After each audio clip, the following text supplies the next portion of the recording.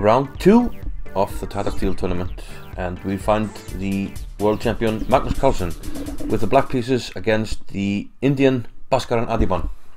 Now, Adhiban was the surprise of the 2017 Tata Steel Tournament, where he finished a respectable third with 7.5 points, winning a number of games, surprising people with his openings, playing the King's Gambit, the French, etc. And Adhiban is an interesting player. He won the Challengers in 2016, which gave him his place in 2017, and he has been invited back because of his good performance in 2017. So let's see how he did against the world champion. He opened with e4, e5 by Carlsen. He sticks to his classical chess, knight f3, and after knight c3 we transpose to the Scotch 4 Knights. Now this choice is interesting by Adhiban. We saw Carlsen play exactly this line in the World Rapid Tournament, where Vladislav Artemiev had the white pieces against Carlsen, and that game ended as a draw. Let's see what happened. Adhiban took on c6. This is all the main line here. Bishop to d3, d5 by Carlsen. Adhiban took on d5, and here the main move is c takes d5.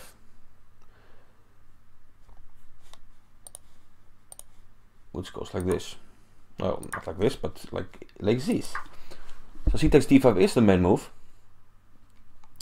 and that's how Carlsen's game against Artemiev went. We saw castles, bishop g5 and c6. Here Artemiev went with knight to a4, h6, and after c4 by white we saw a queen trade, and this is an equal position, probably a little bit better for white because of the pawn structure, but the game ended in a draw. However, in today's game Carlsen castled immediately, so this leaves the pawn on d5, but Adhiban ignored it and he simply castled himself. Taking on c6, trying to hold on to the pawn, is very dangerous and is hardly played in any games. Here black has some choices. He could play bishop g4. He could also give some kind of check, but bishop g4 looks very logical, and this is a very risky way to play for white. Like after a queen d2, there's a rook check. It's also possible just to play a queen check, and then bishop g4, maybe take with a queen on c6. We can get a good diagonal here with our pieces, and white will get under attack. So seems like Carlsen was ready to take some chances, but the game plan for Adhiban seemed to be to play solidly, so he castled and allowed Carlsen to take with a pawn on d5. So now bishop g5, c6, and we actually transposed to the Artemiev game from the World Rapids. But here Adhiban played queen f3. If you remember, we saw knight a4 here by Artemiev, but queen f3 by Adhiban. And this threatens to damage black's structure by taking on f6.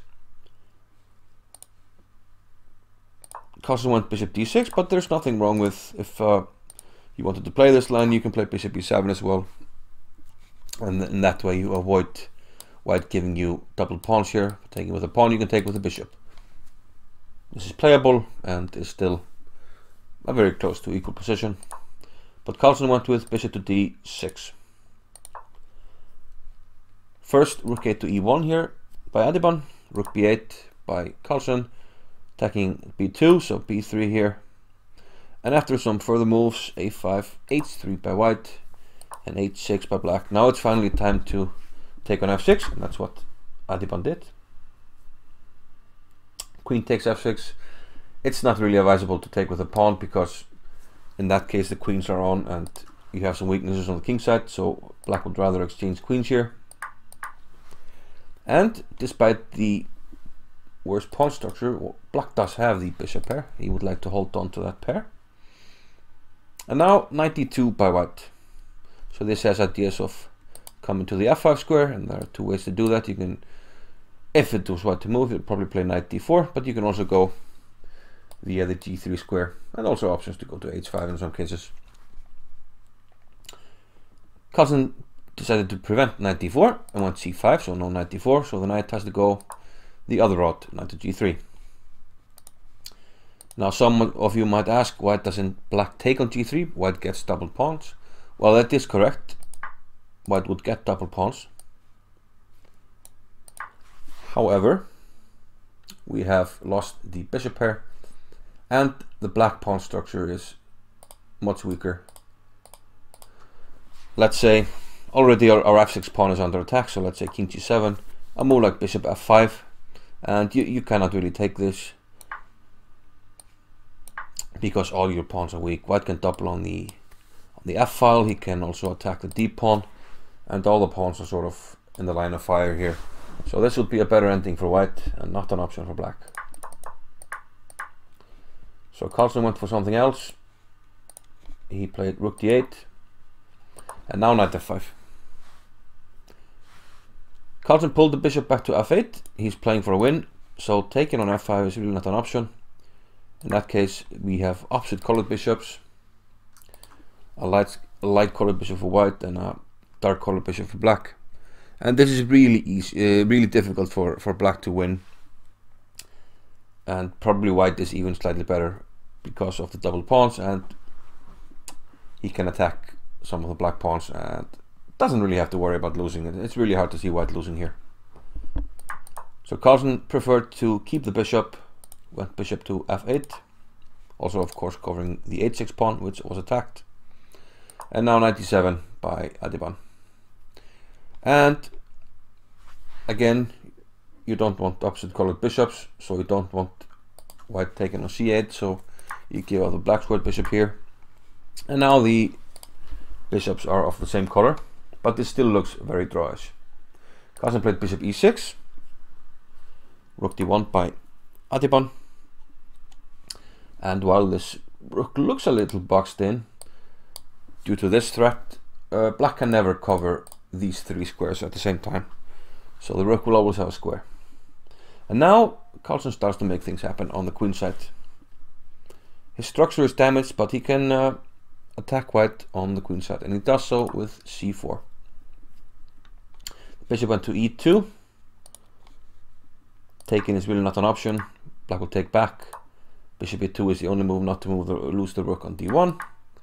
And after the accurate king f8, the rook moves. Now rook b1. Now we see why king f8 was played. Otherwise there would have been rook e8 to d8, covering the bishop. But now if you try the same idea, rook check, the king will come to e7, covering this, and therefore the bishop on d1 is dropping. So bishop e2 after c4 was the only option. That's what Adhiban did, bishop e2.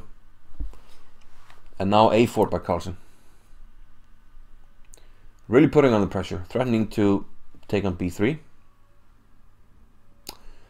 But Adhiban took on a4. It might have been an option to simply allow black to take on b3, let's say a move like this. And after takes, okay, black is up a pawn, but this could be difficult to convert. Let's say rook here, the rook is coming over here, and if black can't push this pawn, then it's really hard to win. Instead, Adhiban went with b takes a4, and this does give black some very dynamic possibilities with these pawns.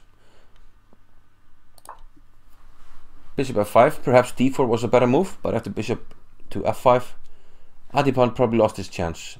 Had he played here the move c3, most likely he would have been able to defend here. White is now threatening his own ideas of bishop f3, putting pressure on d5. And it's really hard for black to do anything about this. If he goes for something active like d4, it looks like white is in time with bishop takes c4. And if he could have covered this line, bishop e3, c2 and rook to e1, This is in time to stop the pawn, and from here actually it's probably white that's better because this pawn is going to drop. So Carlsen would never have been able to win here.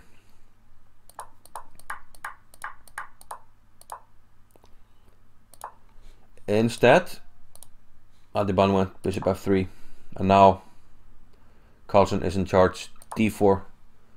These pawns are really dangerous, and now there's an attack here. Perhaps Adiban was banking on this pawn, and that's why he played a5. But it turns out that this never really transpires, and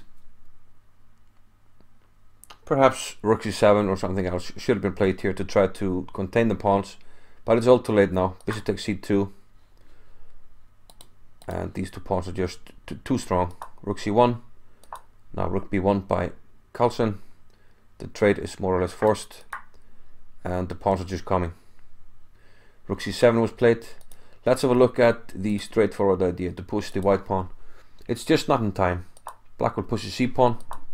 The a pawn is coming, but c2 threatens the queen with check, so we must stop it. Let's say rook c7, but now the other pawn comes. d3, and the two pawns are too strong. We can allow white the queen here. We just take it, and now d2. And this is decisive. White can't stop two pawns here. So Adiban couldn't push his a pawn, so he had to go for something else. He tried rook c7. The pawn was pushed. Bishop d1. Rook a8.